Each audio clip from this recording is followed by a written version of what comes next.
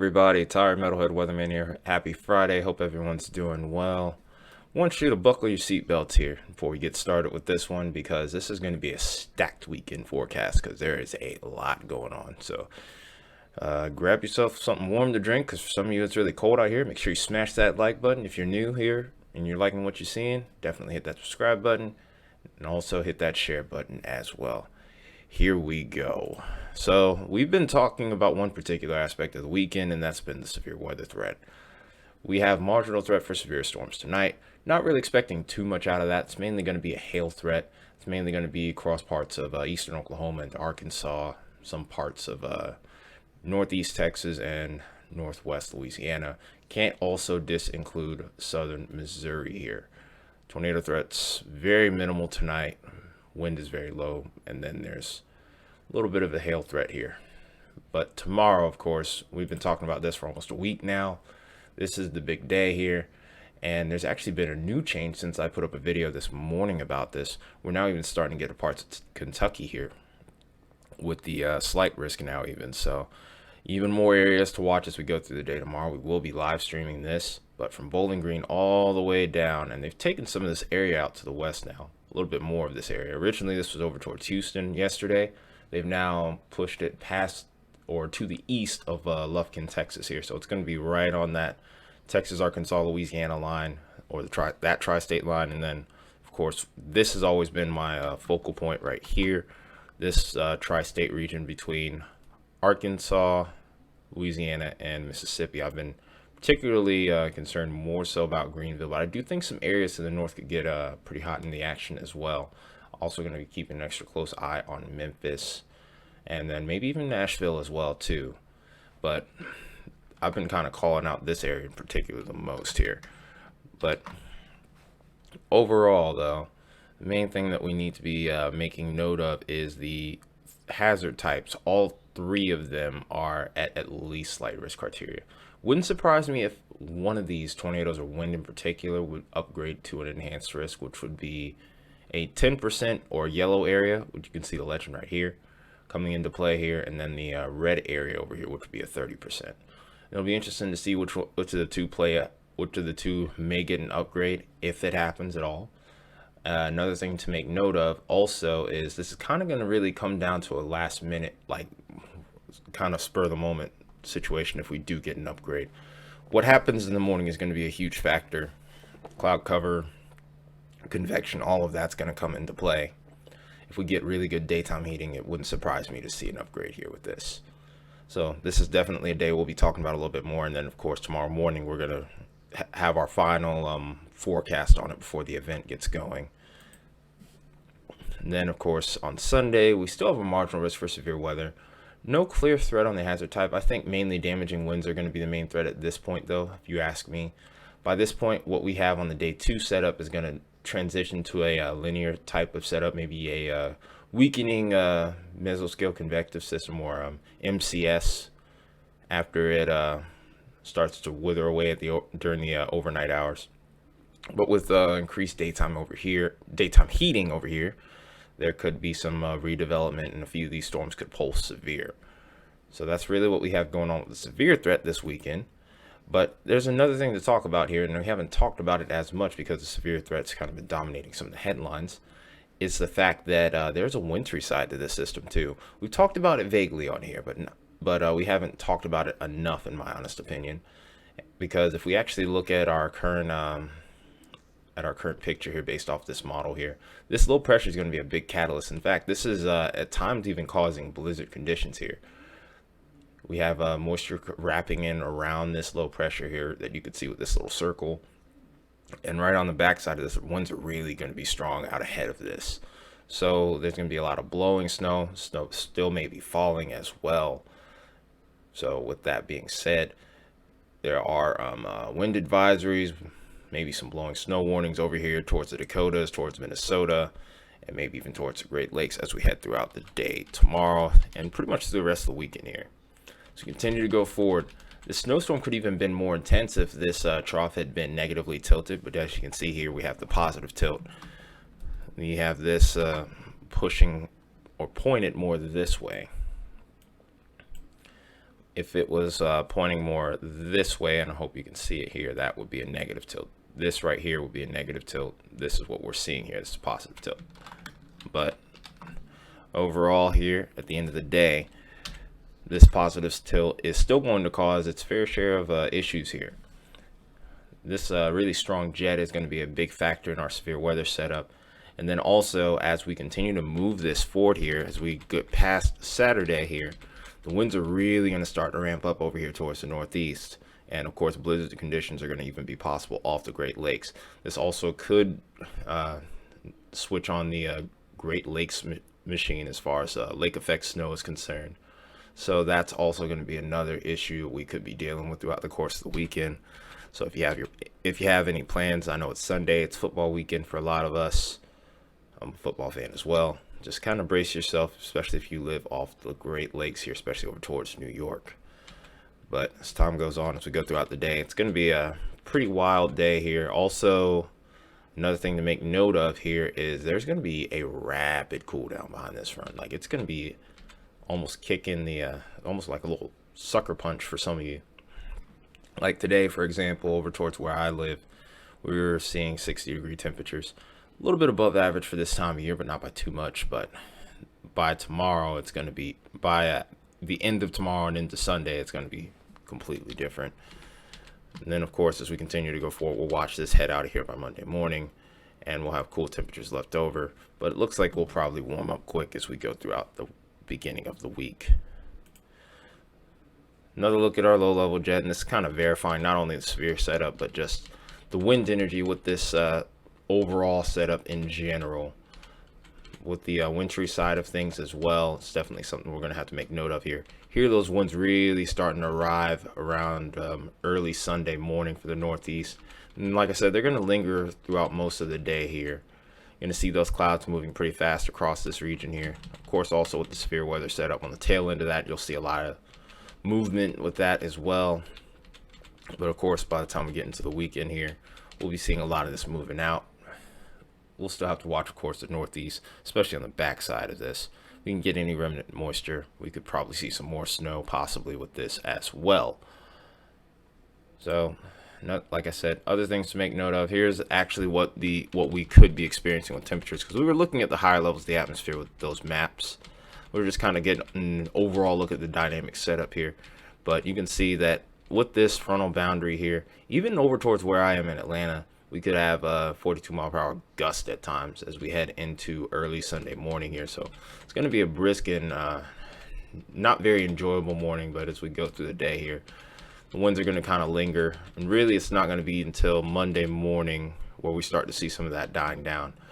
Really, the strongest winds look like they mainly stay offshore here, but over towards New England areas, a little bit further off towards the south here, maybe even towards DC even, or just off to the east of there, we could have some really, really strong winds up to about 50 mile per hour plus. That will be a wind warning criteria. So as we continue to go forward, we eventually see this head offshore here towards New England on Monday morning, though we could get some 60 mile per hour wind gusts, which is insane. So if we do get any snow here, best believe it's probably going to be blowing around and reducing visibility. So that's another thing we're going to be needing to keep an extra close eye on. So with that in mind now, I guess we can go ahead and take a look at what the temperatures will look like. Because another thing that we're going to have to take into account here will be wind chill. So here's that cold air moving in. You'll actually be able to see our frontal boundary as a whole here. Here's that sharp contrast, and this is going to be where our hot zone is for severe weather. Like I said, I really favor that tri-state region between Arkansas, Mississippi, Louisiana in particular. Look what happens as we get into the overnight hours. Temperatures do drop off slightly, but they hold up well enough to where instability could last long enough for some of these storms to really push into the early morning hours, even on Sunday. Of course, with that daytime heating over here towards the East Coast here, especially towards the Carolinas, I do expect a chance for some redevelopment. Other factors come into play, of course, but with the temperatures alone, that's a pretty good indicator as well. As we go into Sunday and into Monday, Atlanta barely making 50 here, Nashville at 35. We're struggling to even make 40 over here. And then here's where that cold air really starts to kick in. we get into the early morning hours, Atlanta may not even make it above freezing. Same with Birmingham and Huntsville, across the Ohio Valley, widespread 30s, even some 20s in there as well. You can just kind of see the cold air really just starting to take over here at this point. Still a little sector of warm air here, but also the winds are just going to be really strong with that storm system as it's going offshore. Shortly after that, cold air takes over. Like I said, any wraparound moisture could result in snowfall here, but we'll have to see how that plays out. We'll look at that in just a little bit, actually. So we'll go ahead and actually take a look at that reflectivity map now, because I kind of forgot the order in which I had all these in. But here's what we have going on now. Heavy snow possible over here towards the Dakotas, Minnesota, and also high winds as well. Here's our storm system that's going to be triggering that severe weather. We're looking in the early morning hours Saturday. This is getting into the afternoon. You can see that line beginning to develop on the frontal boundary, and right behind that you can see the cold air. The 540 line is pretty much a 32-degree line here. So anything behind this 540 line is below freezing. And watch how this line continues to expand south and eastward as time goes on. This is getting into Sunday afternoon to southeast here. So some messy weather here, but look at what happens to that 540 line. Look how close it gets to this low pressure. And on the backside of this is where we could see some potential snowfall here as we go into the evening hours of Sunday here, especially towards the Appalachians right now. And as time continues to go on, you can actually see a lot of snow begin to really develop on the backside of the system. Like I was saying, we get that moisture interact with that cold air. We can get a nice little shield of snow here, it looks like, through even in the interior at this point. So this has kind of got the makings of a coastal storm here. And this is something that's going to have to be watched for over here towards the northeast throughout Monday. Probably will be completely out of here by Tuesday, but the effects will be felt by that point.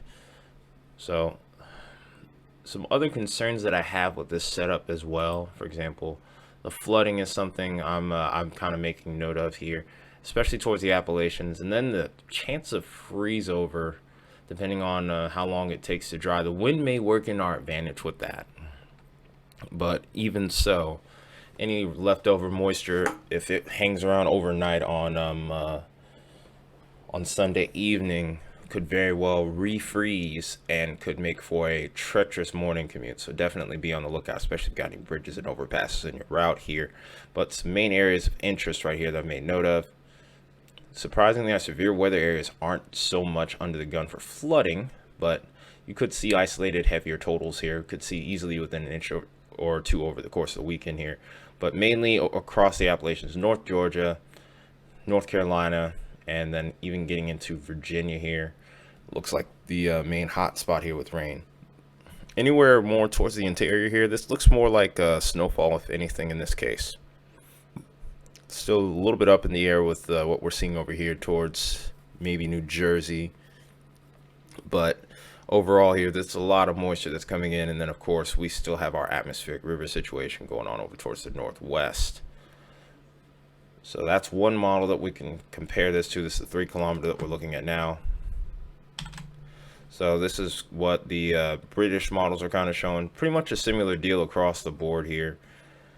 A little bit lighter, a little bit smaller of a swath over here towards the Appalachians here. More so getting into South Carolina with this run here.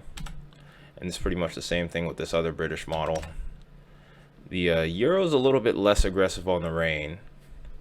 We have the Canadian pushing mainly Georgia, South Carolina, and maybe a small portion of North Carolina there. And then we look at the GFS, our American model. We're kind of pushing a little bit more north with the rain here. It's just these little smaller details here that may come into play here with the setup. The NAM is kind of more aggressive towards north central Georgia, maybe even just north of Atlanta here. We may even be seeing Lake Lanier getting the action here. And then last but not then back to the 3 kilometer again. But either way, from what we can see here, main point of interest, of course, is going to be towards the Appalachians for rain and snow, really, at this point. And then I'm thinking mainly over towards interior New York is going to be where some of the heaviest snow is. But that lake effect machine is always going to be a wild card with setups like these. I'll also let you get the scope of what's going on, of what the potential of this wintry system could be. So I'm going to go ahead and go to Radar Omega here for the first time in a while. And what you see here, these little white areas and yellow areas, these are winter storm impact indexes. And the brighter the colors, or the sharper the colors, the higher the probability of winter weather impacts here. So over towards, of course, North Dakota, South Dakota in particular, we have moderate to severe impacts. As of right now, we have mainly minor to slight impacts going on over here towards the Northeast. I do think that there could be a couple of areas here that end up maybe being upgraded. Not entirely sure as of yet. There's still a pretty open-ended forecast here on this end. Then, of course, also this area is a little bit more used to the snow. This is about the time of year where we start to get it here, so these guys will be pretty well prepared, I would think, in this situation here. But still, it's going to be a nice little snowstorm to kind of let us all know that winter's here. Some of you may love it, some of you may hate it, but that's just how it is for us. That's how the cookie crumbles.